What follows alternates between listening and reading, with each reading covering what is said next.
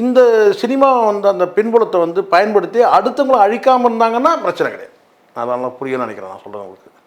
இப்போது சினிமாவை சார்ந்த ஒருத்தர் வராரு, அவங்க அப்பா வந்து பெரிய ஆர்டிஸ்டாக இருக்கலாம், நடிகராக ஒரு இயக்குனராக இருக்கலாம், தயாரிப்பாளராக இருக்கலாம், என்ன வேணால் இருந்துட்டு போட்டோம். அவர் நடிக்க வந்துட்டார்.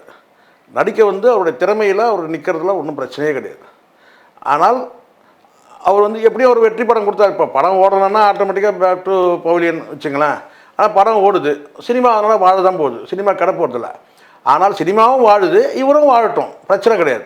ஆனால் அடுத்த நடிகரை வந்து நீங்கள் வந்து காலி பண்ணுறீங்க, அடுத்தவங்களுக்கு வாய்ப்பை நீங்கள் தடுக்கிறீங்க அப்படின்னு சொன்னால் அப்போ தான் இந்த இடத்துல வந்து சிக்கல் உருவாகும். இப்போ நீங்கள் வந்து இப்போ சமீபத்தில் இப்போ நான் பேசின ஒரு விஷயம் கூட நான் மறுபடியும் சொல்கிறேன்.